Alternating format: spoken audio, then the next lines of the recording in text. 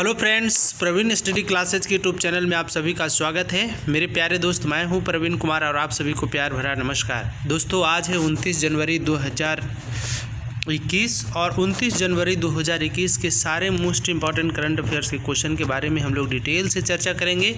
इसलिए मेरे प्यारे दोस्त, आप चैनल पर वीडियो शुरू से अंत तक बने रहें। चलिए मेरे प्यारे दोस्त, यदि आप चैनल पर नए हैं तो चैनल को जरूर सब्सक्राब कर लीजिए, साथ ही साथ बेल आइकन को भी प्रेस कर लीजिए ताकि कोई भी वीडियो का नोटिफिकेशन आपको आसानी से मिल जाए। और दोस्तों के पास शेयर करना न भूलिए, क्योंकि मैं प्रतिदिन करंट अफेयर्स का क्वेश्चन आपके लिए मोस्ट इम्पॉर्टेंट लेकर आता हूँ।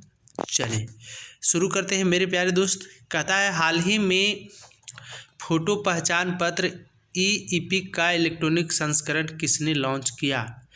तो हाल ही में फोटो पहचान पत्र ई-इपिक का इलेक्ट्रॉनिक संस्करण किसने लॉन्च किया? तो चुनाव आयोग ने। ई-इपिक इलेक्ट्रॉनिक संस्करण क्या है?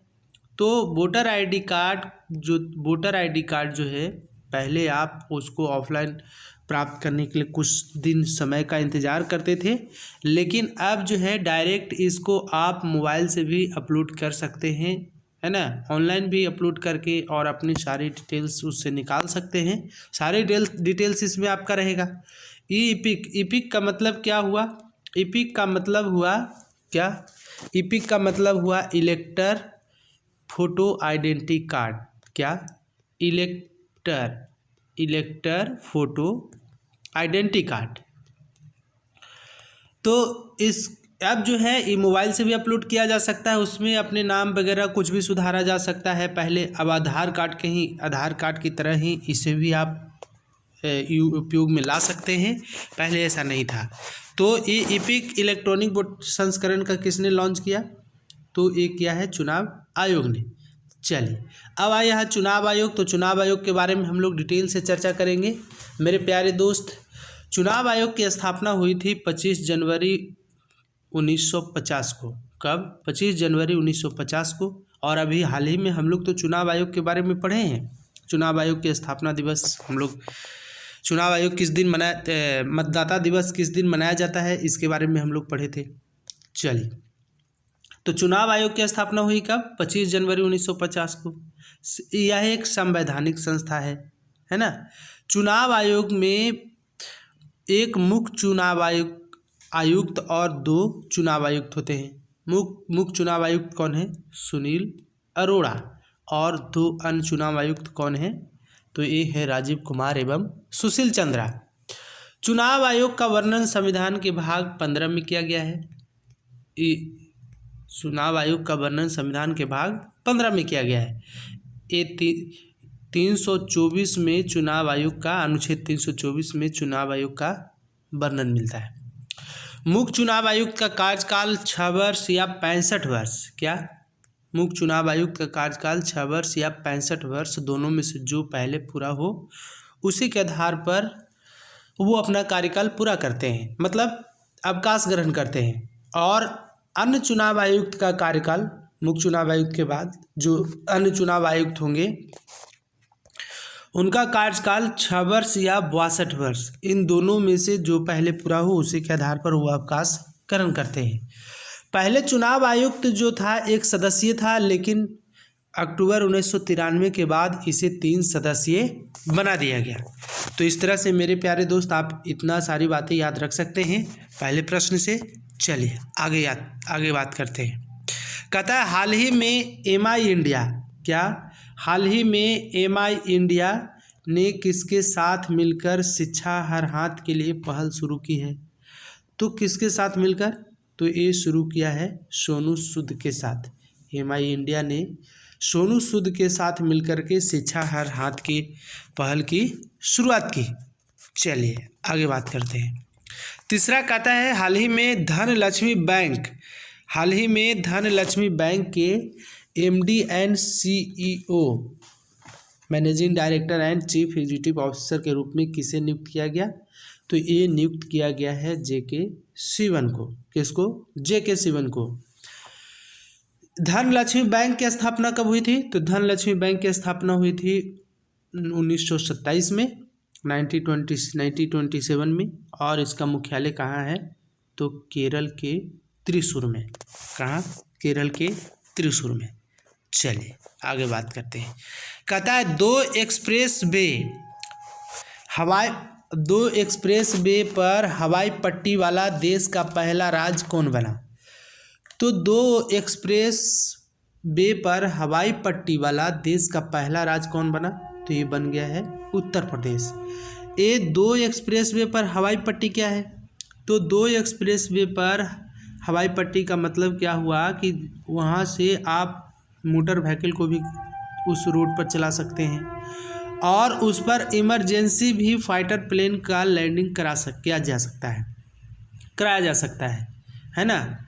तो 2 एक्सप्रेस वे ऐसे बनाए गए हैं जहाँ पर इमरजेंसी में फाइटर प्लेन का लैंडिंग भी कराया जा सकता है और उस पर मोटर वाहन कार भी चलाया जा सकता है।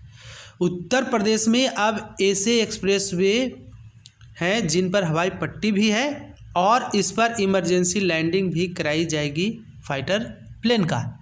अभी हाल ही में उत्तर प्रदेश के पूर्वांचल एक्सप्रेस वे पर 3300 मीटर 3300 मीटर लंबी एक हवाई पट्टी का निर्माण किया गया है। पहली हवाई पट्टी कहाँ है? तो लखनऊ आगरा एक्सप्रेस वे पर, है ना। चलिए तो ज़रूर याद रखिए 2 एक्सप्रेस वे पर हवाई पट्टी वाला देश का पहला राज्य कौन बना? उत्तर प्रदेश। अब आया है उत्तर प्रदेश, तो उत्तर प्रदेश से सारे मोस्ट इंपॉर्टेंट करंट अफेयर्स के बारे में हम लोग चर्चा करेंगे जो पिछले दिन आए हुए हैं। तो इसमें पहला है, अभी हाल ही में एंटी भू माफिया सॉफ्टवेयर लॉन्च किया गया है आदित्यनाथ योगी के द्वारा। कौन सा? एंटी भू माफिया सॉफ्टवेयर धरा। एंटी भू माफिया सॉफ्टवेयर धरा लॉन्च किया गया है।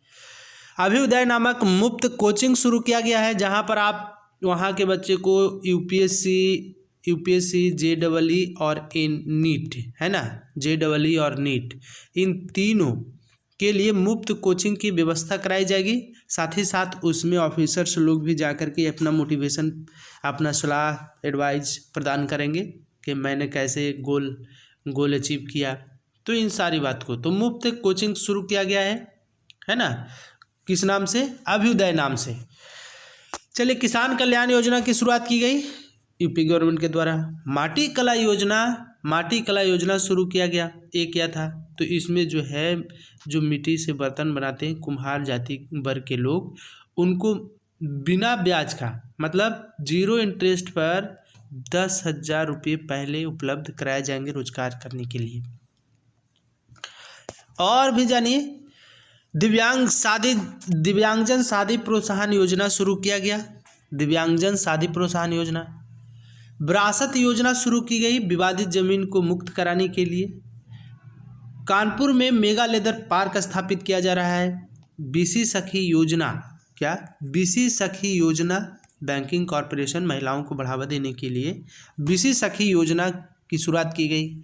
जेवर एयरपोर्ट का नाम बदल करके नोएडा इंटरनेशनल एयरपोर्ट किया गया। अभी हाल ही में उद्यम सारथी ऐप भी लॉन्च किया गया। आपको पता होना चाहिए कि 24 जनवरी 2021 को यूपी जो है अपना 71वां स्थापना दिवस मनाया, है ना। कितना? 71वां स्थापना दिवस। क्यों? क्योंकि 24 जनवरी 1950 को यूपी की स्थापना हुई थी।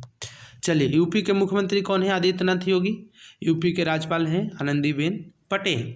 यूपी में लोकसभा सीटों की संख्या है 80, राज्यसभा सीटों की संख्या है 31 और विधानसभा सीटों की संख्या है 404, जिनमें 403 निर्वाचित होते हैं और 1 क्या होते हैं? मनोनीत।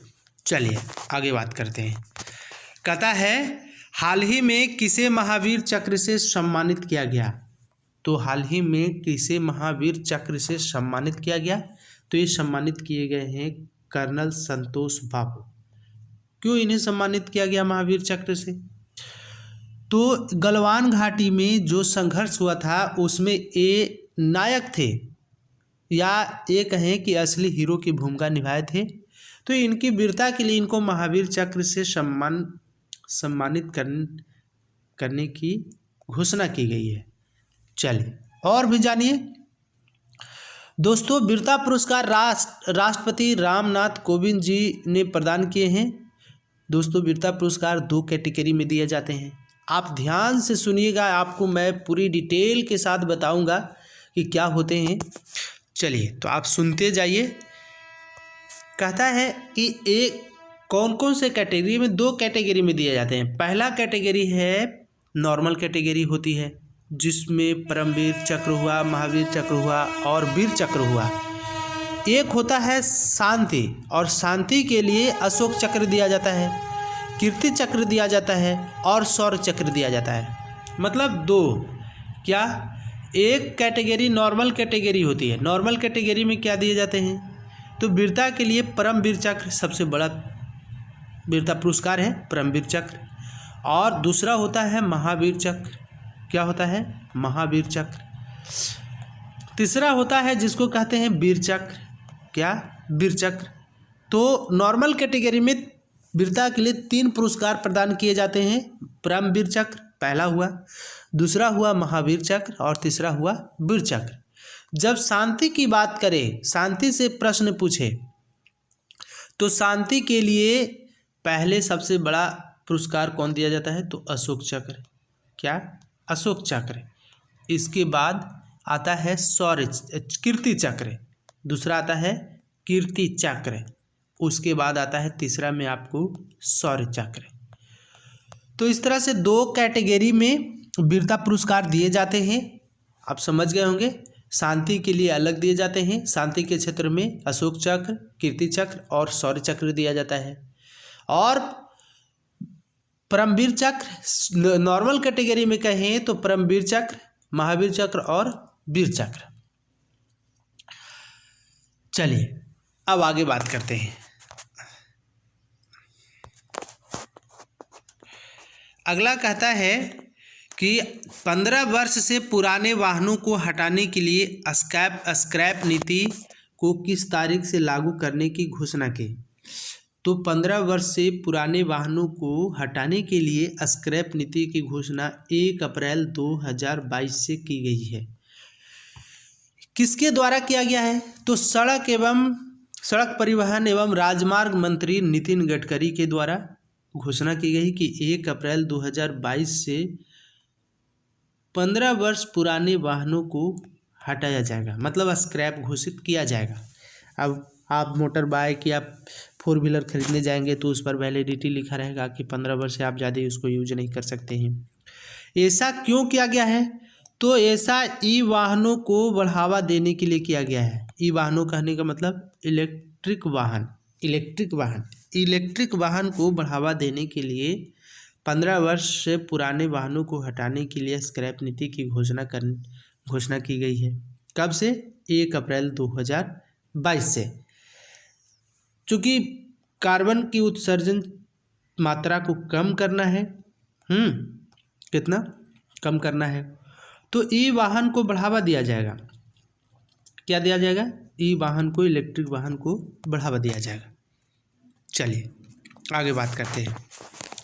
कहता है काजा क्लास, क्या, काजा क्लास किस देश की पहली महिला प्रधानमंत्री बनी।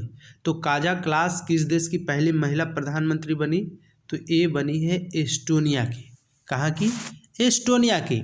एस्टोनिया की राजधानी है तालिन और मुद्रा है यूरो। एस्टोनिया एक यूरोपियन कंट्री है ना।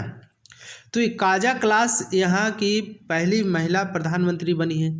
एस्टोनिया पूरे दुनिया में मात्र एक ऐसा देश बन गया है ना, दुनिया में एकमात्र ऐसा देश बन गया है जहाँ पर प्रधानमंत्री भी महिला है और राष्ट्रपति भी महिला है।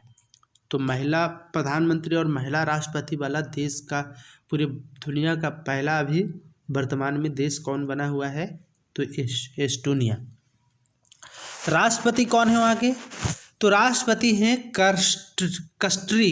क्या, कस्ट्री, आप याद रखिए, कस्ट्री काल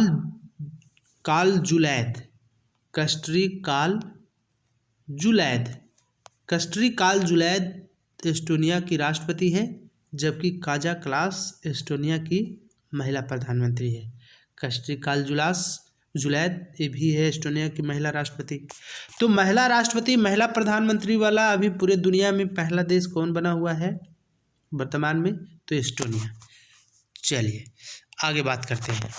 कहता है निम्न में से किस देश ने हाल ही में ट्रांसजेंडरों को सेनाओं में सेवा करने के लिए की अनुमति देने के लिए एक आदेश पारित किया है?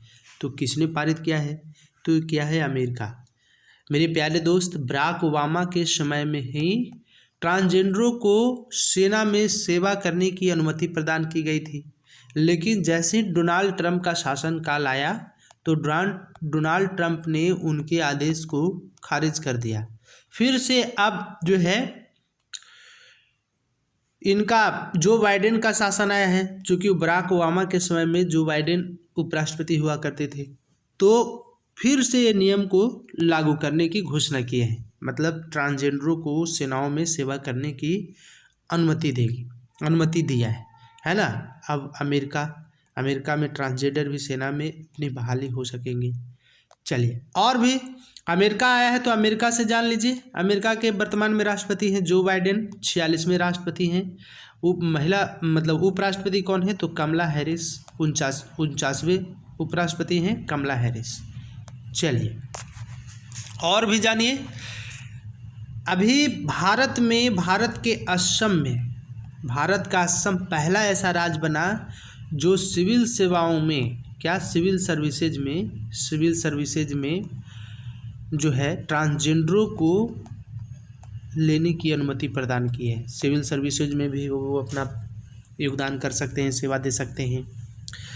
अभी हाल ही में और भी एक बात बिहार से निकल कर आया था कि बिहार में भी ट्रांसजेंडरों को बहाली का आदेश दिया गया है। मतलब ये भी जो है ट्रांसजेंडर भी बिहार में सेनाओं में बहाल, बिहार के सेनाओं में बहाल होंगे। मतलब जैसे बिहार पुलिस हो गया और भी कई तरह के पुलिस हैं, उसमें ट्रांसजेंडर भी बहाल हो सकेंगे। तो इस तरह से मेरे प्यारे दोस्त आज के थे ये 8 टॉप करंट अफेयर्स के क्वेश्चन। आज के लिए इतना ही। तब तक के लिए आप सभी को एक बार फिर से प्यार भरा नमस्कार, धन्यवाद। यदि चैनल पर आप नए हैं मेरे प्यारे दोस्त तो चैनल को जरूर सब्सक्राइब करिएगा, साथ ही साथ बेल आइकन को भी प्रेस करिएगा और दोस्तों के पास शेयर करना न भूलिएगा। चलिए, thank you, best of luck.